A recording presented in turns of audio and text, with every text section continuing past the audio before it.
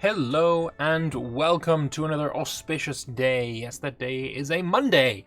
And as we all know on this channel, Monday means Dev Diary Day. And today is no different. We've got a Dev Diary. And I will say, the past couple of Dev Diaries, they've been very interesting. Of course, we had the Dev Diary from the Thalassic, the other studio, the Malmo studio, which was really quite disappointing.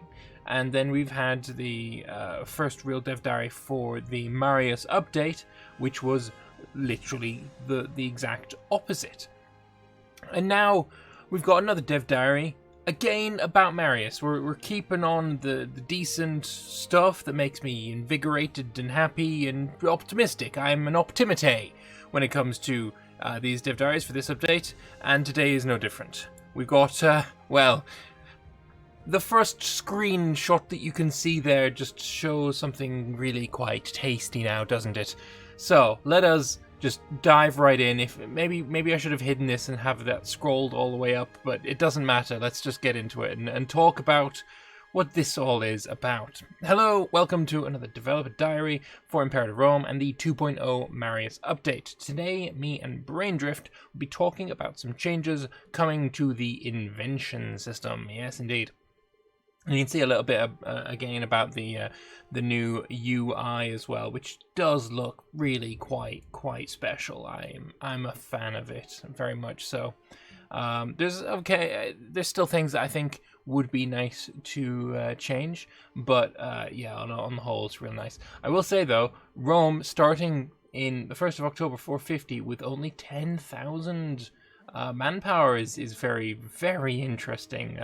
Seems there's maybe some changes to manpower that are coming, because I think that's quite a lot less than they have in the current version of the game, which, you know what, I'm just going to quickly check because I can't remember. But I think Rome does start with more manpower than that, like double the amount.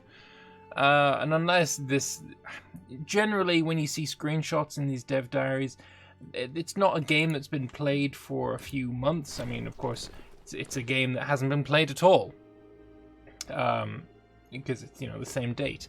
But yeah, you can see that Rome in the current game starts with 21,000 manpower, 144 ducats in the treasury, whereas here we've got 297 ducats in the treasury and 10,515, which I will point out just real quick.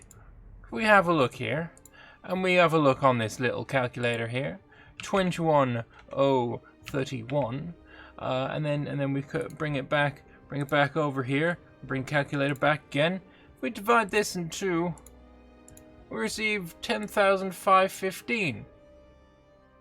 Manpower got nerfed in half. Manpower's been nerfed in half. Oh man, this is not going to please some people, I know. That's for damn sure. Ooh, that's spicy hot take there. Interesting. Okay, fair enough. Let's have a look at this this invention system instead of focusing on the fact that Rome just lost half its manpower. Oh man. All right, cool. Well, up until now, the invention system has been fairly uninvolved, with new inventions arriving at every tech level and the selection of inventions you can implement severely limited at any time. The idea behind the system was that while technology progresses, you do not get more than base benefits from this unless you also invest in the implementation of the various inventions that each level was associated with. The system has also changed very little behind how the price for inventions is scaled between the various versions since game release.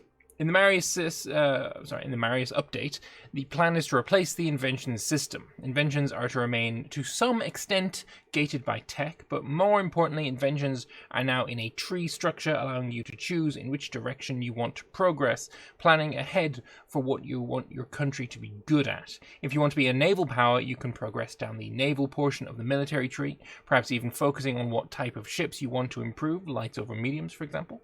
While an expansionist might want to go after the inventions that help absorbing lands with reduced penalties. Now, that definitely seems very, very interesting, and I do quite like the idea of it. Of course, if you want to go down a path that's, I think one of the big issues with the system in the game as it currently is the fact that once you tech up, say you're making money, right? You're saving up money for an invention that you like the look of, but you're pretty big, and as a pretty large country, your inventions are pretty damn expensive. And the issue is maybe you've got a pretty good amount of tech gain. So by the time you get this amount of money that you need for the invention, assuming you haven't needed to spend it on other things like warfare or buildings or whatever, the time rolls around and you see that you've accidentally just teched up again. And to get this invention that you really, really want, say it's aggressive expansion reduction or something really, really something you want a lot, loyalty on characters or stability cost modifier things, these kind of things, the important inventions. Time rolls around for you to take it, and you've teched up again. To then unlock that tech, you're going to have to spend at least 1 and potentially 3 times the invention cost to even see that previous invention, and then you purchase it again. So potentially between 2 and 4 times the amount that you would eventually, that you wanted to spend initially. And considering you're, saving up again still, you might end up spending way more than that besides, as your country might get even bigger and, the population grows while you're saving that money, making them more and more expensive. It's not great. I don't particularly like the gated by money system for inventions. So let's see if there's any kind of fix for that system that is going to be coming in.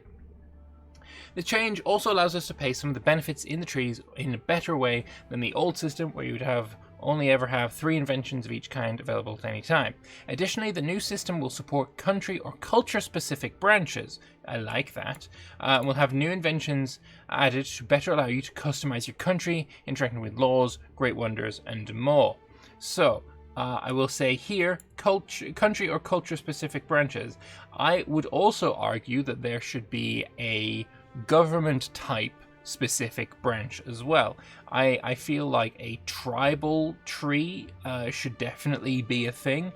There are elements to the way a tribe or a decentralized nation would function that really some of their inventions really wouldn't fit well, especially in the civic area. They wouldn't fit well with the same kind of inventions that a quote-unquote civilized or sedentary city-based country would have. I think maybe for the civic tech specifically and especially, instead of they should have a completely separate tree. They shouldn't have these same technologies or these same inventions available. They should be completely reworked, completely redone to be all about tribal living. And if you turn from a tribe to a monarchy or a republic later on down the line, then maybe there could be some interesting crossover there, and how does your current inventions impact your new life? How can you continue on down the inventions trees that you've got as a tribe, or are they all going to flip over to republic? Do you then have to restart the tree entirely? There's some interesting things that could be going on there. But yeah, I think that a lot of things for inventions for republics and monarchies just wouldn't work or wouldn't suit tribes, and it would be nice to have tribes be a little bit more unique. So that's my idea anyway. Anyway, so onto the trees. Braindrift has been working on making new trees and adapting our old inventions to them as well. I'll now leave the word to him to explain his thoughts behind the trees. As with all things we show in our development diaries, these trees are still a work in progress. And I will say that as far as work in progress goes, I do think this UI is unfinished for one main reason. They keep talking about wanting to move away from, big old piles of beige. and this is a big old pile of beige with some white squares on it. So I feel like this is potentially a little bit unfinished, and I would hope so. This doesn't look amazing, and I feel like maybe there is some art maybe that could be put in here to maybe, you know, flesh out the aesthetics just a bit more. But yeah, here is the civic tree, and it's fairly big. In fairness, it's fairly big. Civic tree has been split up into two paths. The path on the left, starting with standardized measures, focuses on trade, commerce, and provincial infrastructure. The path to the right is more oriented around civil rights, laws, and cultural ideas around population, giving you improved output from slaves and freemen, and improvements to happiness for culture groups. And yeah, again, I think there should be a third path, you know, for tribes that only tribes are able to take, and maybe they would lose access to some of these things as well. You know, just something to make them a bit more special. I will say as well, there is a question here about, say, for this import tax, do you need to take only temporary office or limited governorship, or do you need to take them both? Is this, you know, you need both of these paths, or do you need just one of them? It's unclear. It'd be interesting to know. Now we have the military tree, which is even bigger.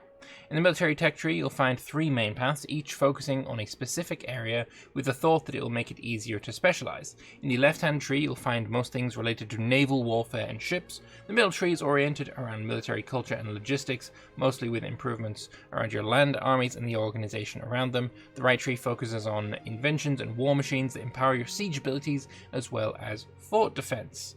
I can see a lot of people in single player just focusing on this center tree to make their armies just sexy. I feel like that's going to be pretty much a given, and I think that if that happens in multiplayer, somebody who takes professional sailors will, or this naval tree will absolutely embarrass them, but at the same time be unable to do anything about it.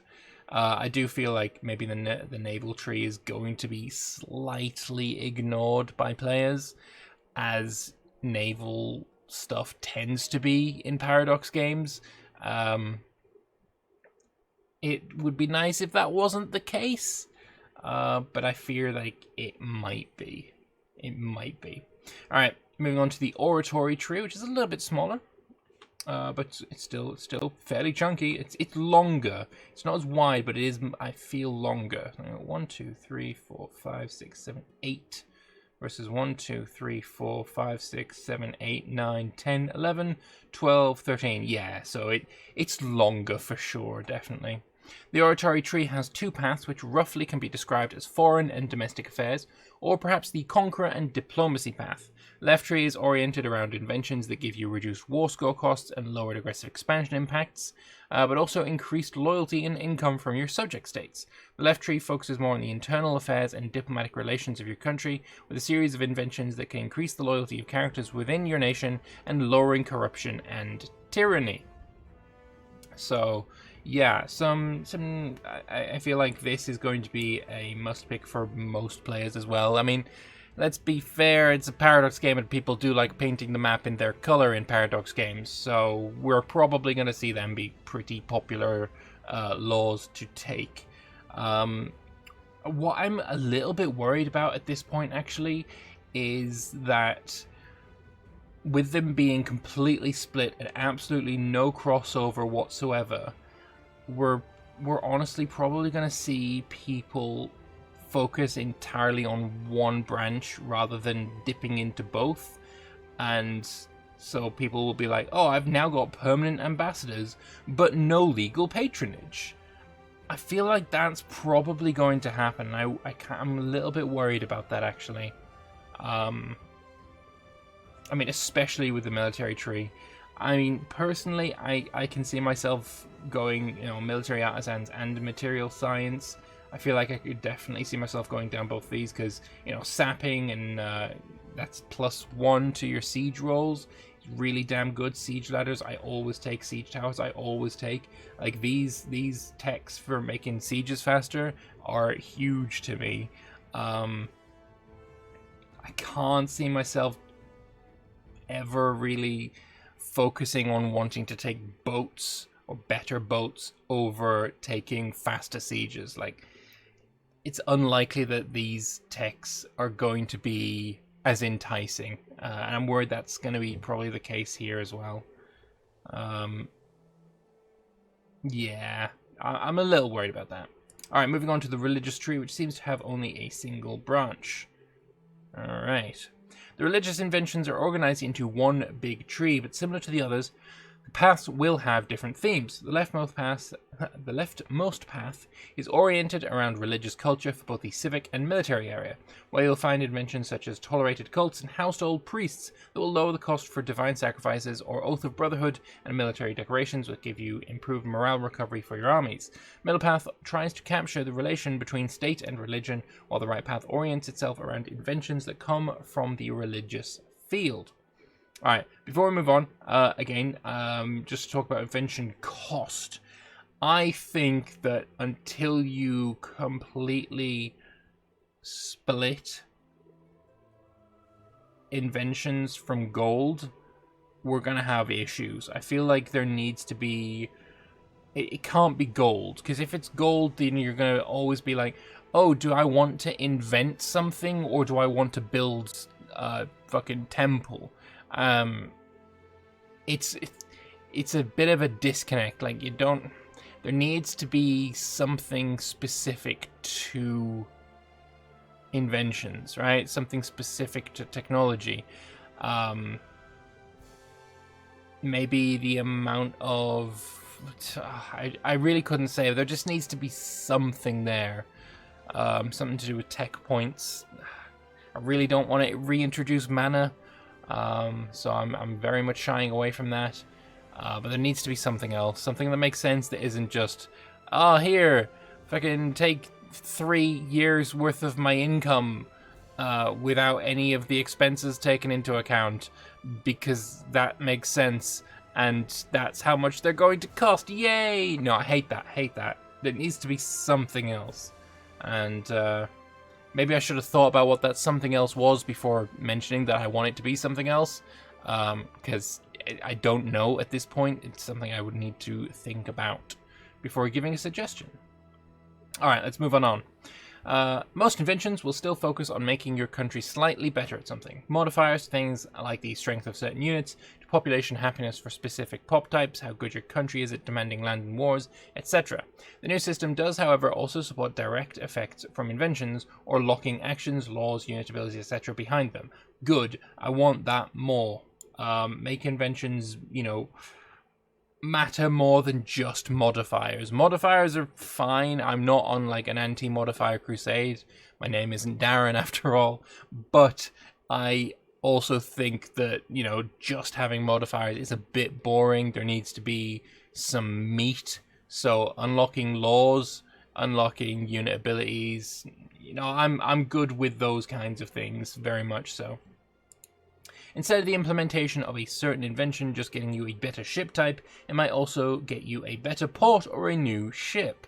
To some extent, this relates to features that we have yet to talk about, so there isn't too much to show here yet. To talk about things that they have yet to talk about, the fuck is a better port? What is a better port, mate? Because that's not a thing. That's not a thing right now.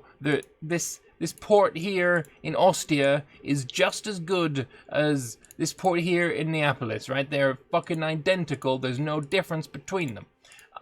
So what the fuck is a better port? Please tell me. I need to know what your plan is. If you're adding, port buildings, I would like to know what. Please tell me. Thank you very much. Okay.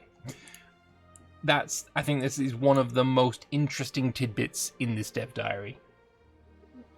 A better port. Like, you gotta be honest, it's pretty fucking interesting, right? The connotations of that tickle the mind somewhat. I'd very much like to know more. Anyway, unlocking inventions, progressing in the trees. One thing we want to revisit in the Marius update is how you unlock inventions. Yes, please revisit it and tear it away from gold.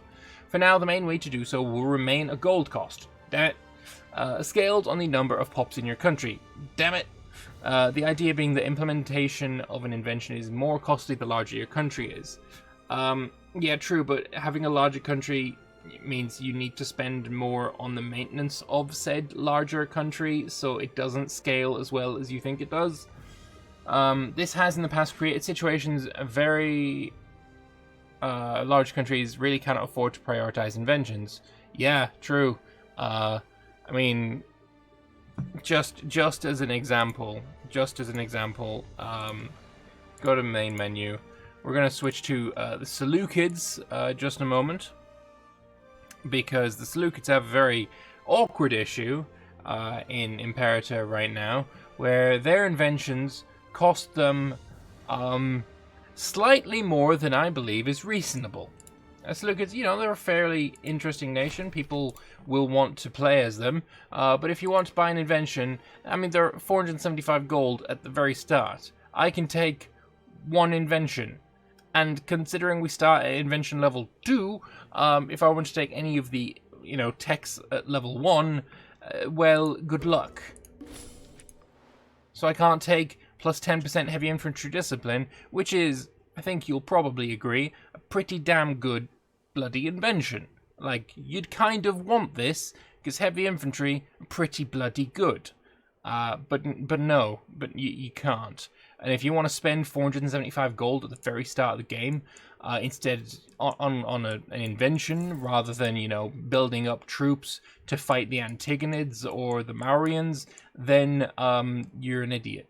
So, you know, it becomes a no-brainer. And then once, okay, I've built up troops so that I can successfully fight the Antigonids. I've managed to take Syria as my main, you know, war goal, and obviously the land to connect Syria. And now my inventions cost 700. Well, fuck me, I guess. Yeah, so money not good, very much not good. The economy is changing a fair bit in the new update, so we will await how the old costs play into the new system before we make any adjustments to this cost. One new thing we are introducing to make things more interesting, however, is innovations. Innovations are essentially free unlocks in an invention tree that you gain every time you gain a tech level. Innovations represent important milestone unlocks adopted as part of the cultural zeitgeist of your nation, and allow you to progress over time in the trees of inventions in your desired direction without diverting the funds from other areas. Alright, so quick aside here. These innovations, right, you got free invention unlocks every time you tech up. I imagine, say you're playing as Athens or another smaller Greek republic, you're gaining tech levels at a fucking rate of knots unknown to the natural world. It's mental, it's crazy. You're just getting so much tech. And while you're small, your inventions cost basically fuck all. Can I choose to still pay in gold rather than these innovation, free unlocks? Because if I can, you just save up all your innovations, then you start going on a conquering spree because your tech is insane compared to everyone around you. You amass a vast quantity of population, and now you've got a bunch of free innovations saved up, and then, you know, despite your inventions costing several hundred perhaps times as much as they used to, it's still nothing because you saved your innovations. I can already see exploits coming here. And if you can't save them, if you can't use the gold instead of innovations, then it's going to feel pretty awful when you tech up and, you know, you're spending one of these innovations which you may be used to them being incredibly valuable. Because if you're a large country, which you tend to be after a while, you get one of these innovations and you're like, now I can take an invention without it costing me 1,000 gold. You get one of these innovations as a small country, and it's like, well, these inventions aren't costing me 1,000 gold, but I'm still being forced to spend one of these incredibly valuable innovation points. I can see issues. I can see issues that may need to be worked on. I think neither one of those options, saving or not saving, is a good idea. I don't know how I would fix it. I can merely see the issue. Alright. They represent important milestone unlocks adopted as part of the cultural zeitgeist of your nation, allowing you to progress over time in the trees of inventions in your desired direction without diverting the funds from other areas. They may also be gained from some other sources, but technological progress will be the main source of them throughout the game. That was all from us this week, except that our heroes now hijack the dev diary to leave you with another teaser, and it is a very interesting teaser indeed. So, I would like people to put their hands up and tell me what the fuck this means, because I had ideas and none of those ideas are, good, right? At first, I see these dotted lines on the map and I'm thinking, oh, absolutely, that's trade routes, innit? It's got to be trade routes. But then I look more and I'm like, if you're going from the Temple of Daniel here and you want to get to the Temple of Marduk or the Temple of Nabu, if you were going to cross this river and then go across here and go across here, and that's fucking stupid. That is not going to happen. That is insane. What you're going to do is you're going to hop down to this river at the shortest possible route, depending on terrain. Then you're going to sail the fuck down here, and then you're going to sail the fuck up here, because that is way faster than crossing. Water travel is much better. If you're in Persis and you want to get up here, you're going to go to the sea, and you're going to fucking sail up the Tigris or Euphrates, whichever one's which. As well, if it's trade routes, why are all of these religious holy sites marked on the map? That doesn't really make sense either. We can tell that we are in the province map mode. I believe it's called provinces, or is it region map mode? It's the map mode that shows the big area peoples. So why is there a dotted line and, is it capitals? Is it, I don't know. There's lots of different things here and I'm really confused. Why are they all pointed out, and what's the dotted line? I don't know. I need to know. It's confusing me. I don't know what this is.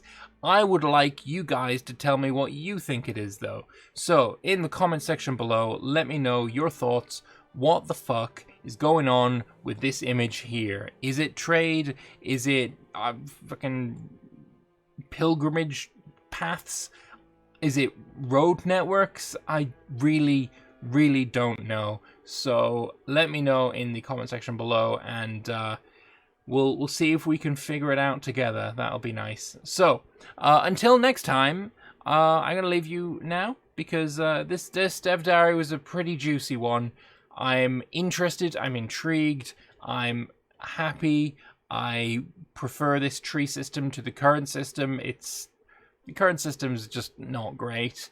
So having a tree would be, it's I believe in improvement. There are some issues that I can foresee, but I'm sure that the devs also foresee these. And if not, maybe they're going to watch my video and now they're going to foresee them and they're going to come up with solutions and all that good stuff. Leave your thoughts in the comment section below. Leave a like if you would like to support the channel further. I also have a Patreon page. There's a link to that in the description below. But until next time, thank you all very much for watching, and bye-bye.